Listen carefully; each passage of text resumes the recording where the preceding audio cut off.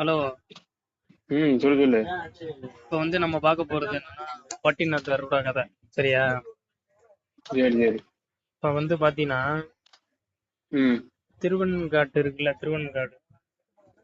போய் மரணம் பண்றதுயா? திருவெண்காட்டில் பெரும் வணிகர் குலத்துல பிறந்தாரு பட்டினத்தார்னு ம் ஒருத்தர். அதான் போய் மனப்பாடம் பண்றதுயா போய்?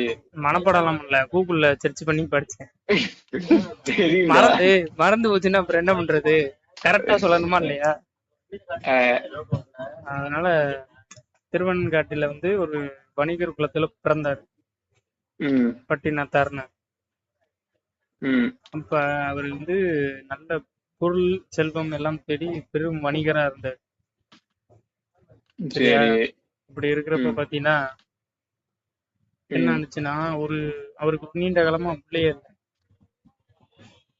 அவருக்கு இங்க ரொம்ப சொல்லல. நீண்ட காலமா குழந்தை இல்லடா. சரி. குழந்தை இல்லைன்னு சொல்லிட்டு சிவனை வேண்டிக்கிட்டே இருந்தாரு. ஓகே. அப்படி இருக்கப்ப பாத்தீங்கன்னா ம் சிவசர்மர்னு ஒரு சிவன் பக்தர் என்ன பண்ணாருன்னா, ம் ஒரு குழந்தைய வந்து குளக்கரையில கண்டெடுத்து இவர்கிட்ட கொடுக்குறாரு. யாருகிட்ட? ஆ இந்த ம் பட்டினத்தார்கிட்ட கொடுக்குறாரு. ம் கையில கொடுத்துடுறாரு. இந்த குழந்தைய நீங்க வளங்க. ம் இந்த மாதிரி இது குளக்கரையில கிடந்துச்சு, ம் சிவன் கொடுத்த பிள்ளையா நினைச்சு வளங்க அப்படிங்கிறாரு. ம் அந்த பிள்ளையோட பேரு இவர் என்னன்னு வைக்கிறாருன்னா ம் மருதவாணன்னு வைக்கிறாரு. ஓகே. மருதவாணன்னு வைக்கிறாரா? இவர் எப்படின்னா, இந்த பட்டினத்தார் வந்து பெரிய வணிகர். உனக்கு ஆல்ரெடி சொல்லியிருக்கேன். சரி.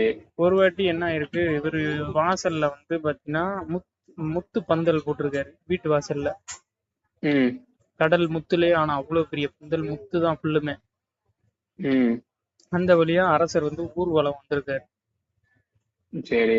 அரசர் வந்து ஊர்வலத்துல வாசல்ல வந்து முத்து பந்தலா இருக்கேன்னு சொல்லிட்டு, ம் இந்த முத்து பந்தலை எரிங்க அப்படின்னு, எரிச்சிருங்க, அழிச்சிருங்க, அந்த முத்து பந்தல் இவர் ஏன் இருக்கக்கூடாது. முத்து முத்தல் போட்டாரு? முத்து பந்தல் ஏன் போட்டாருன்னா, பெரிய பணக்காரரு, என்ன பண்றது தெரியாது. நிறைய பணம் இருந்தா நீ என்ன பண்றதுன்னு தெரியாதுல்ல. அவரா? நிறைய, ஃபார் எக்ஸாம்பிள் நித்யானந்த மாதிரி, ஓ, பிள்ளை தங்க இல்லாதவர் தானே? தங்க கிரீடம் அந்த மாதிரி. அவரு குழந்தை இல்லையில? புரியல. அவரு குழந்தை இல்லையில? குழந்தைதான் குளக்கரையில இருந்து கண்டெடுத்து வளர்க்க போறாரு.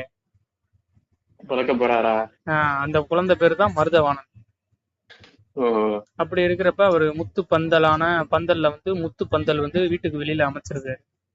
ம் கதவு வந்து தங்க கதவு மாட்டியிருக்காரு. சரி. இவர் வந்து அரசர் வந்து இதை பார்த்துட்டு பொறாமப்பட்டு, ம் என்னடா இது நம்மளோட நிறைய இது வச்சிருக்கானேன்னு பொறாமப்பட்டுக்கிட்டு அவர் காவலர்கள்ட்ட சொல்லி ம் அந்த முத்து பந்தலை கிழிச்சு போட சொல்றாங்க. கிழிச்சு போட்டுடுறாங்க. ம் அப்புறம் வந்து அந்த பட்டினத்தாரை கூப்பிட்டு அரசர் சொல்றாரு, ஆ இந்த மாதிரி உங்க வீட்டுக்கு வெளியில வெள்ளி கதவு இருக்கு, 2 பக்கத்து வெள்ளி கதவு போட்டிருப்பாரு. அந்த ஆ 2 கதவையும் நாளைக்கு கழட்டி இருக்கணும் நான் வரப்ப அப்படின்னு சொல்றாரு. ம் சொன்ன உடனே சரி அரசேன்னு சொல்லிட்டு அடுத்த நாள் வந்து வராரு. ம் யார் வரா? அரசர் வராரு ஊர்வலம்.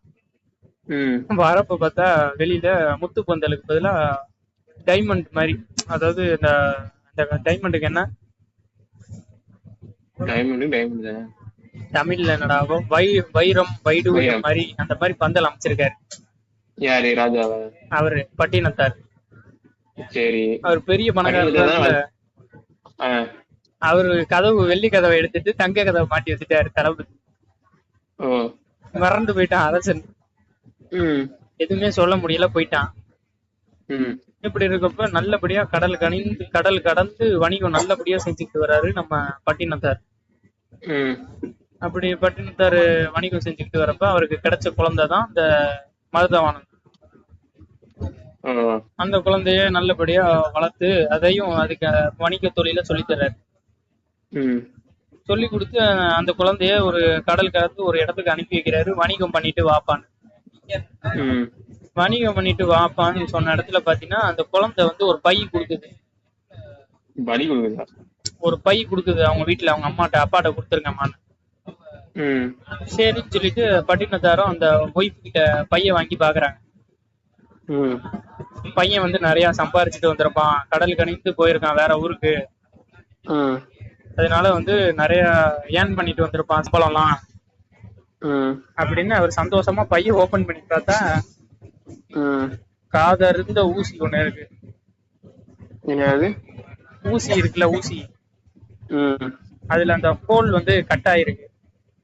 ம் அந்த ஊசியை வச்சு உன்னால ஏதாச்சும் தைக்க முடியுமா, துணி தைக்க முடியுமா, ஏதாச்சும் பண்ண முடியுமா? ம் எதுவுமே பண்ண முடியாது. ஆமா. அப்ப அதை பார்த்தோன்னா அவருக்கு அந்த இடத்துல அவருக்கு ஞானம் பிறந்திருக்கு.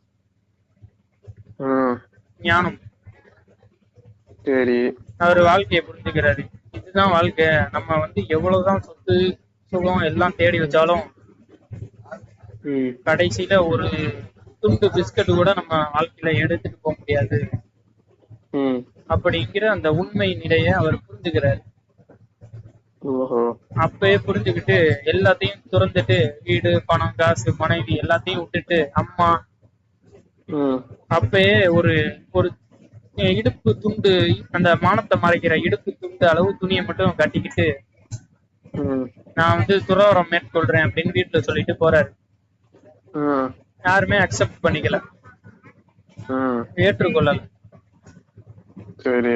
ஆனா அவருக்கு ஞானம் பிறந்துருச்சு. ஞானம் பிறந்துட்டா தடுக்க முடியாதா? ம் அப்படி போறாரு. ம் போறப்ப பாத்தீங்கன்னா அவங்க அம்மா சொல்றாங்க, ம் நீ துறவரம் போற சரி, ம் அப்படி நான் இறந்து போயிட்டா எனக்கு கொல்லி வைக்கிறது நீ தானப்பா வைக்கணும், ம் அது முறைப்படி சரியான செயல் தானே, அதுக்கு முன்னாடி இப்ப நீ அந்த நேரத்துல வரணும்லப்பா அப்படின்னு கேக்குறாங்க. ம் சரிம்மா அப்படின்னு சொல்லிட்டு ஒரு ஒரு காசு மாதிரி அவங்க அம்மா ஒரு காசு கொடுக்குறாங்க. ம் அந்த காசை எடுத்து அவரோட துணி, அவருடைய இடுப்பு துணியில ஒரு துணியில ஓரமா முடிச்சு போட்டு வச்சுக்கிறாரு. புரியல. அவர் இடுப்புல ஒரு துணி வச்சிருக்காரு, அந்த துணியில அதை முடிச்சு போட்டு வச்சுக்கிறாரு அந்த காசை. அப்படி முடிச்சு போட்டு வைக்கிறப்ப அவங்க அம்மாட்ட சொல்றாரு, இந்த முடிச்சு வந்து எப்ப வந்து கலண்டு உழுவுதோ அவுந்து உழுவுதோ அப்ப வந்து நீங்க இறந்து போயிட்டீங்கன்னு நான் புரிஞ்சுக்குவேன், அப்ப உங்களுக்கு கொல்லி வைக்க நான் வருவேன் அம்மா அப்படின்னு சொல்லிட்டு அந்த இடத்த விட்டு வெளியில போறாரு. வெளியில போனா அந்த ஏரியாலே கொஞ்சம் 2 வீடு தள்ளி ஒரு பெரிய கூரை வீடு ஒண்ணு, பெரிய வீடு இருக்கு. அது யாரு வீடுன்னு பாத்தீங்கன்னா அவங்க அக்காவோட வீடு. அவங்க அக்கா வீட்டுக்கிட்டே இவர் என்ன பண்றாரு, அவர் தான் முற்றும் துறந்த முனிவர் மாதிரி ஆயிட்டாருல, துறை மாதிரி. அதனால ஒரு வீடா வியாசகம் பண்றாரு. வியாசகம்னா என்னன்னு தெரியும்ல, சாப்பாடு கேக்குறாரு எல்லார்ட்டையும். எல்லார்ட்டையும் சாப்பாடு கேட்கிறப்ப பாத்தீங்கன்னா அவங்க அக்காவுக்கு ஒரு மாதிரி சங்கடமா இருக்கு, கவலையா இருக்கு. இவ்வளவு பெரிய கோடீஸ்வரன் நம்ம தம்பி இப்படி கத்திச்சு எடுக்கிறானே, நமக்கு தானே அது அவமானம் நினைச்சு ஒரு அப்பம் இருக்குல்ல, அப்பம், அதுல விஷத்தை கலந்து பட்டினத்தார்ட்ட குடுக்குறாங்க. அவங்க அக்கா. ஏன்னா தம்பி வியாசகம் ஒரு வீடா போய் சாப்பாடு கேட்கறதுனால அவமானம் அசிங்கமா இருக்கும்ல,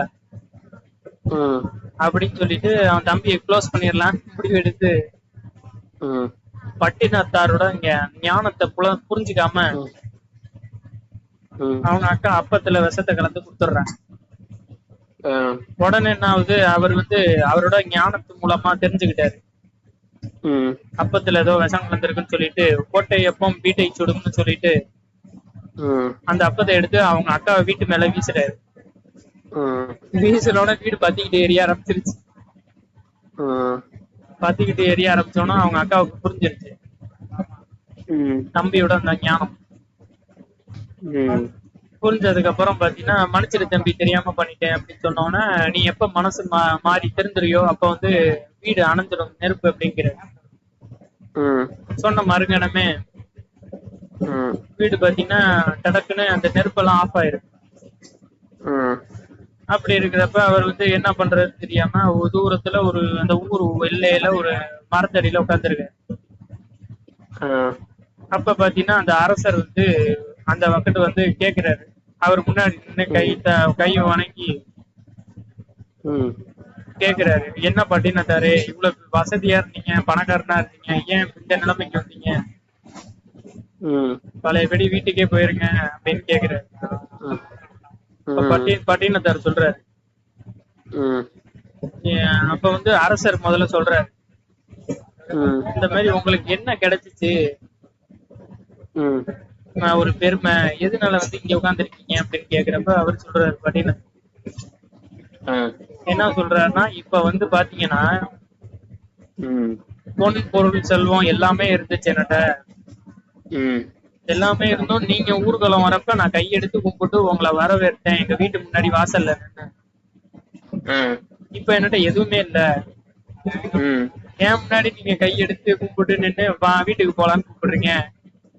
ம் இதுதான் எனக்கு கிடைச்சிச்சுன்னு சொன்னேன். அது சரி.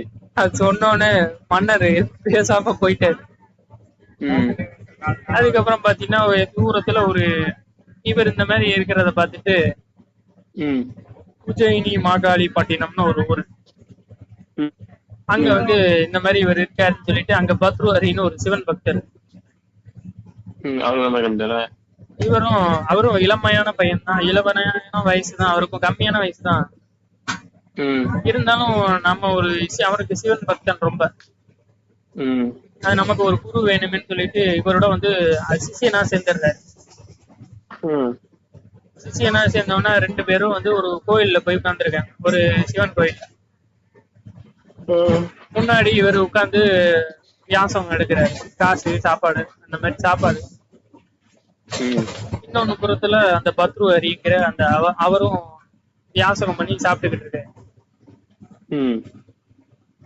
அப்படி இருக்கப்ப பாத்தீங்கன்னா இப்ப இந்த பட்டினத்தார்ட்ட எதுவுமே கிடையாது. கை 2 கை கூப்பிதான் வாங்குவாரு சாப்பாடவன். இவர் என்ன பண்றாரு, இந்த பத்ருவாரிங்கிறவரு ஒரு ஓட்டை வச்சிருக்காரு கையில, ஓட்டு வச்சுதான் எல்லாமே வாங்குவாரு. அது மட்டும் இல்லாம அவரோட ஒரு நாயும் ஒண்ணு இருக்கு. அந்த நாய்க்கு மிச்சம் இருக்க சாப்பாடுல கொஞ்சம் போட்டு அதையும் வளர்க்குறாரு. ஒரு வாட்டி ஒருத்தர் வந்து இந்த மாதிரி இவர்கிட்ட கேக்குறாரு, யாருக்கிட்ட, பட்டினத்தார்ட்ட சாப்பாடு எதுவும் இருக்காங்க அப்படின்னு அவர்கிட்ட. அவர் சொல்றாரு, என்ன அங்க ஒரு பின்னாடி ஒரு குடும்பஸ்தான் உட்கார்ந்துருப்பான், அவன்கிட்ட போய் கேளுங்கன்னு சொன்னா அவருக்கு தூக்கி வாரி போட்டுருச்சு. என்னது, நானே நாடு ஊரு பொன் பொருள் எல்லா செல்வத்தையும் விட்டுட்டு துறவரமே சிறந்ததுன்னு வந்திருக்கேன், கடைசியில பார்த்தா குடும்பஸ்தன் சொல்லிட்டாரு நம்ம குரு. இந்த ஓடும் நாயும் என்னைய குடும்பஸ்தனா மாத்திருச்சு அப்படின்னு சொல்லிட்டு ஓட்ட தூக்கி நாய் மண்டையில விட்டு அடிக்கிறாரு. அடிச்சவனே ஓடு உடஞ்சிருச்சு, நாய் மண்டை ஓடும் உடஞ்சு நாய் இறந்து போயிடுச்சு. அந்த இறந்து போன நாய் ஒரு தேசத்துல ஒரு அரசரோட இளவரசியா பிறகுது. ஒரு 18-16 ஆண்டுகளாவது இளவரசிக்கு இந்த 3 ஜென்ம ஞாபகம் எல்லாம் வருது. இந்த மாதிரி நான் நாயா பிறந்தேன், அந்த பத்ருவாரிக்கிறவரு அங்க துறவரத்துல இருக்காரு, அவருக்கு சோறு போட்டு வளர்த்தாரு, நான் அவரை திருமணம் பண்ணிக்கிறோம், அதான் முறையான செயல்னு அவங்க அப்பாட்ட சொல்லுது அந்த பொண்ணு.